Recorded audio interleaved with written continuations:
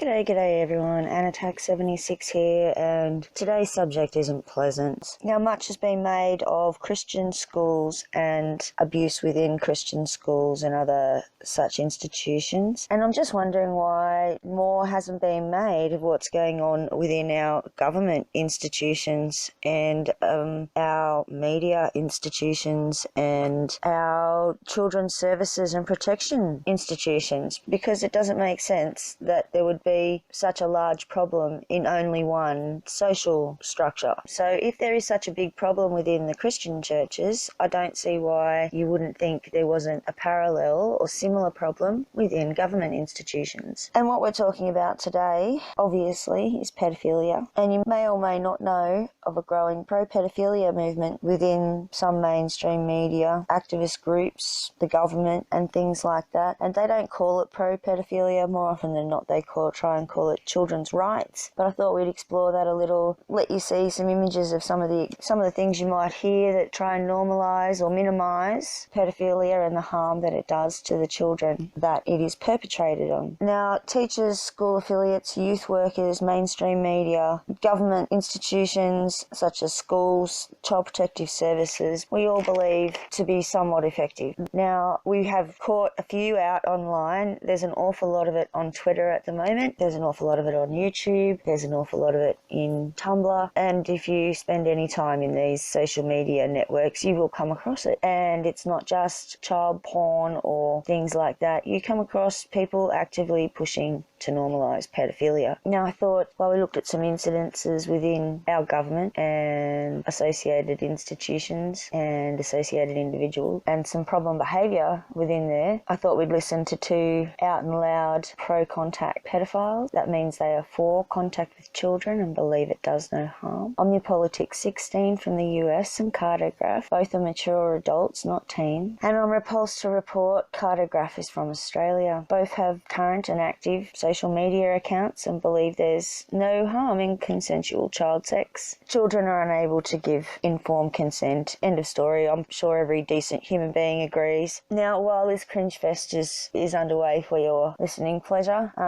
there's some examples from the last 12 months or so out of schools, and some available stats from previous years and things some of our other prominent individuals or influential individuals have done. Hello, my name is Cartograph, and I am a minor attracted person. I'm a pre-puberty map.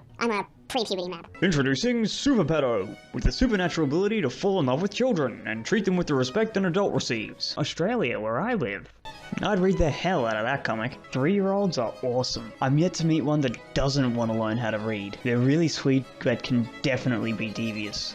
4-year-olds are so creative. They draw objects that actually look like objects instead of just scribbles. They can also get kind of obsessive with their activities or clingy with people they like, especially their friends. And they can plan too, even if it's only simple. From ages 5 to about 7 or 9 are also great, because you can actually hold conversations. Most of it involves them and their likes and specific things that happen. But nonetheless, with the right questions, you can almost see the cogs turning as they try to answer. And the way their face lights up when they do something well is something everyone should see. It's at this age I've observed the first talk of boyfriends and girlfriends, which is pretty interesting. Somewhere between 7 and 9, original thought develops. Kids of this age can come up with a hypothetical situation and apply logic and emotion to it. The first steps towards philosophy are found. My favorite conversations in life have come from either myself at 8 years old talking with my grandfather about space, or speaking with an 8-year-old about botany or something. Of course, with independent thought comes rebellion, as well as more intricate forms of peer pressure. It can be a very scary time for parents. Puberty is next, and I'll say I'm definitely no expert. I'm a pre-puberty map, so you'll forgive my ignorance. I'm a pre-puberty map.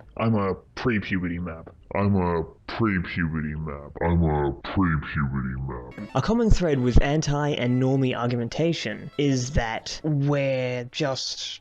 minor attracted people are just kitty fuckers, not child lovers. We have no emotional depth when it comes to our relationships. It's an unjust misrepresentation of us as humans. We're just normal people with the same wants and desires as everyone else, with the exception that we're sexually attracted to children. We want everything to do with the relationship, not just the sex. Many of us would even be fine with no sex if we could have the rest of the relationship. You know, the love, the affection, the care, the wants to spend time together, the dates, everything else that makes up a proper human relationship we would love to have. We can't want this because it's with children. It's misjudgment of children. I mean, it's suggesting that kids are incapable of love outside of their immediate family and perhaps their teachers or something. And that's just not true. It's as though you think that they're pre-programmed with so many people that they can love, and that doesn't expand until they're older. It's not giving your kids any credit emotionally to choose who they like and who they trust. And I find it hugely unjust to treat children in such a way, to deny them their own emotions. Of course, based on the arguments I've seen and participated in on the opposing side, it would seem that that's the biggest concern, is the sex. Children can't consent to sex, or it won't fit, or it causes huge psychological trauma. But that seems to be the biggest concern. Would most antis or normies be okay with, say, a 40-year-old dating an 8-year-old as long as there was no sex? No, of course they wouldn't. There's no argument I've seen about that except for a flimsy power dynamics one. It's not brought up until a map comes along and says, hey, we're deeper than that. We do want emotional connection with kids as well. And then someone goes, well, kids can't truly love you because of power dynamics, or blah, blah, blah, blah, blah. Something stupid like that. Can kids love people or not? If they can, why can't it be people that aren't related? And if not, then why do they love their parents? Why do they love their pets? Why do they love their friends? And when does it come into effect? It literally makes no sense. How can you possibly have this much cognitive dissonance, or this little regard for the mental and emotional capacity of children? It blows my mind. Maybe it's not even to do with the sex or the dating or the map. Maybe it's got nothing to do with it. Maybe the parents are jealous. Maybe the parents are jealous. Maybe the parents are jealous. Maybe they don't want another role model in their life. That's an interesting thought, but I don't know how to confirm it or deny it, prove it or disprove it. There's so many benefits to it. I mean, not just for maps and not just for kids. There's so many benefits to it. I mean, not just for maps and not just for kids. There's so many benefits to it. I mean, not just for maps and not just for kids. But for the parents too. How often have parents wanted to go out on a date, but they couldn't because they either couldn't afford the babysitter or they couldn't find one? If your little girl or boy had a map boyfriend or girlfriend. If your little girl or boy had a map boyfriend or girlfriend. If your little girl or boy had a map boyfriend or girlfriend. They'd be over like that. They'd be over pretty much instantly, and you wouldn't have to pay them squat because they're there to spend time with their loved one. Free babysitting. How great is that? Free babysitting. How great is that? Free babysitting. How great is that? Free babysitting. How great is that? Another benefit is, when your kids start asking you question after question after question after question, and it gets so tiring after a while, you just say, because I said so, or, well, you could pawn them off to their boyfriend or girlfriend, who they can ask question after question after question after question, and probably not actually stop until their curiosity is satisfied. Maps will put up with a lot of shit from kids. I mean, the same way men will put up with a lot of shit from their girlfriends, or even just women, and I'm talking about straight men. If you want to think of any benefit for your little one to have a boyfriend that is a map, just think of all the different things that you would do for your boyfriend or girlfriend or wife or husband, all the things you'd love to be able to do, and apply it to kids. Take them out on dates. There you go. Your kids are gone for a while. You have the house to yourself. You can sleep. You can go have sex. You can make a sister. I don't know. You can make a sister. I don't know. You can make a sister. I don't know. They have another person to annoy that gives you a little bit of a break is the biggest one, because every parent is exhausted unless they've been able to afford like a nanny or something to take off some of the burden. That's what a map is, a free nanny. That's what a map is, a free nanny. That's what a map is, a free nanny. They also are an educator, in the sense that they'll teach kids how a relationship is supposed to be. They'll teach kids how a relationship is supposed to be. Plus, you get to keep an eye on that relationship and talk to the map about it, who's clearly able to speak and talk rationally, otherwise they wouldn't be able to get into this situation. So you can talk to them about any issues, maybe help them with help them realize that their partner, or however you want to say it, needs a little self-esteem boost, or is being picked on at school. It might help because it's not coming from someone in a position of authority. It's coming from someone who is treated as with respect of an individual. But getting back to the perception of normies and antis, you know what the worst part is? We fall for it every single time. They bring up sex with minors. They condemn it. We defend it. And we rarely ever get to the point where we're saying, okay, that's not all we want, because there's so many different ways they can phrase the same fucking question that we're stuck there refuting it from different angles, and until we're sick and tired of trying, or they won't respond anymore, and you don't have time to delve into the emotional aspect, let alone try and convince people of it, because it's hard to prove, because it's all first-hand experience. You don't have time to delve into the emotional aspect, let alone try and convince people of it, because it's hard to prove, because it's all first-hand experience. It's hard to prove, because it's all first-hand experience. Because it's all first-hand experience. Because it's all first-hand experience. Because it's all first-hand experience. The assertion that pedophilia is unnatural is no longer common, nor widely believed. When it was used, it was both incorrect and based on flawed assumptions. Pedophilia is natural. It's been observed within the animal kingdom on multiple occasions, across multiple species. On bonobos, both adult males and females interact sexually with adolescents and juveniles, 3 to 9 years old. In fact, young females go through a 5 to 6 year period, sometimes referred to as adolescent sterility, although no pathology is involved. Sexual behavior between adults and infants of both sexes is common. About a third of the time it is initiated by the infant and may involve genital rubbing and full copulatory postures, including penetration of an adult female by a male infant. On chimpanzees, although incestuous matings between adults are not common, mothers engage in sexual activity with their infant son fairly often. Young females typically experience a 1 to 3 year period of adolescent sterility after their first menstruation, during which time they mate heterosexually without conceiving. On rat kangaroos, for example, adult males generally make more sexual approaches to juvenile females than to sexually adult females. And that's just a few of the examples of adult-juvenile sexual interaction. I know one source isn't enough as well, so here are a couple more. From feminism, child sex abuse, and the erasure of child sexuality. They were often justified as well by cross-species comparisons, which emphasized the naturalness of adult-child sex in other mammals. In Sex Offenders, Paul H. Gebhard et al. Claimed that sexual activity between adult and immature animals is common and appears to be biologically normal. Indeed, it is precisely what we see in various animals, particularly monkeys. This fact lessened the horror with which society views the adult who has sexual relations with young children. Old stags are always after the little ones, and the young does are always willing. Here are a couple of cases of human societies which engage in pedophilia. Towards the end of the Middle Ages came the first age of consent law in England, which vaguely prohibited ravishing a woman-child. With no specifics mentioned, the age of marriage was assumed, which at the time was 12 years old. I have found no information on the prevalence or acceptance of adult-child relationships prior to this, but the fact that the punishment was only a misdemeanor suggests to me that they were probably mostly tolerated. Humans have accepted minor attraction in the past, evidenced by age of consent laws, and there are even contemporary examples of its acceptance. During World War I,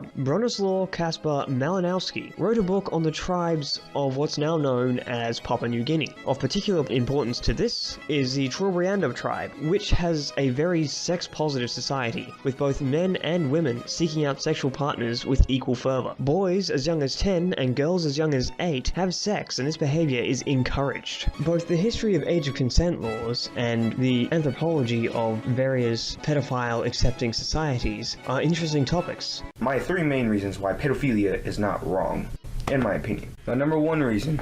Children can feel sexual feelings. Yes, I know. These little shits right here can feel sexual feelings. Isn't that fucking weird, right? They do have curiosity, sexual curiosity, where they're curious about genitals and adults. Now, the reason why I'm saying this and why pedophilia is not wrong is because people like to use the argument why pedophilia is wrong is because children cannot feel sexual. Now, my proof is this article and also playing doctor. If you have hanged out with children before or actually interacted with children, they're curious. Curiosity about their body, including genitals, touching their body, touching their genitals, including masturbation in public and in private, and no inhibitions around nudity, and yeah, that's to ages 0 to 2 years old. And now let's go on to toddlers. Ooh, the best part. Occasional masturbation. This usually occurs as a soothing behavior rather than for sexual pleasure. May occur publicly or privately. Consensual and playful exploration with children of the same age. This includes playing house or playing doctor. That's what I just said. Many ask questions about sexuality or reproduction, such as where do babies come from. May show curiosity in regard to adult bodies, wanting to go into the bathroom with parents, touching women's breasts, and men's genitals. You can continue lack of innovation around nudity. May take off the diaper or clothes off. Use slang terms for body parts and bodily functions. So yeah, they're starting to know about the genitalia and starting to be attracted to genitalia. That's the reason why I believe kids or pedophilia should be legal, and also why pedophilia is not wrong. Because kids are sexual beings, like you and I. We're sexual beings. They can feel sexual thoughts. Using this as a reason because people keep saying the same thing over and over again. Kids cannot feel sexual feelings, which gets on my nerves. And then I show them this and they completely turn a blind eye and still say the same shit. Or I'm just talking about toddlers and infants for now. Number 2, people keep on saying it's a mental illness even though it's not. Now, people like to use this reason why pedophilia is wrong because it's a mental illness. The DSM-5 considers it goddamn a mental illness. Oh yeah, you didn't know the DSM used to also consider homosexuality a disorder, right? Just because it's considered now a mental disorder doesn't mean it's fully a mental disorder. Now I'm going to explain why it's not a mental disorder. Reason number 1, pedophilia is natural, and unless that all animals share the same mental illness that is called pedophilia and also homosexuality, since this also occurs in the animal kingdom. Reason number 2, pedophiles are born with the mental illness, or not mental illness, I'm just putting that in quotes. I meant the attraction to children. Pedophilia comes from a gene, and also pedophiles are wired to be attracted to children, like it's something in the brain. But let's go into my third reason. Reason number 3, people like to use the claim that most pedophiles were abused during childhood. I stated these reasons because these are my 3 main reasons why they're not a mental illness. Number 3, why pedophilia is not wrong. People like to use the claim that children will get pregnant. Now, when I'm talking about pedophilia, people really don't get the meaning of pedophilia. They really don't. Pedophilia is attraction to prepubescent kids. Prepubescent means before puberty. You cannot get pregnant before puberty. If you get pregnant, then that means you're pubescent. You're not prepubescent. Prepubescent, you cannot get pregnant because you haven't even had your first period yet. People like to use the claim that, oh yeah, just because something's natural, we should not really do it. True. But people also like to say, oh yeah, animals eat their own young. Does that mean we get to eat our own young? These people have never done research on fucking animals. Now, this is the most reason why people like to say this is because, oh yeah, this is natural. That means we shouldn't do it. Just like pedophilia. No. We're not relying on our instincts no more. Pedophilia is natural. Eating your young is natural. But eating your young is relying on your fucking instincts. We don't rely on instincts no more. We're not cavemen. We're modern humans. Realize that, fucktards. But yeah, those are my 5 reasons, I guess. Not 3 anymore. 5 reasons why pedophilia should be legal and it's not wrong. And I am a pedophile myself. I am attracted to children. Well, in the 3 to 12 range. I'm attracted to children, and I'm not afraid to admit it anymore. I'm not gonna hide anymore. I'm not fucking scared anymore. Come out open. That's the reason. That's how you get your message more across. If you come out more open. And reasons why pedophilia is not wrong.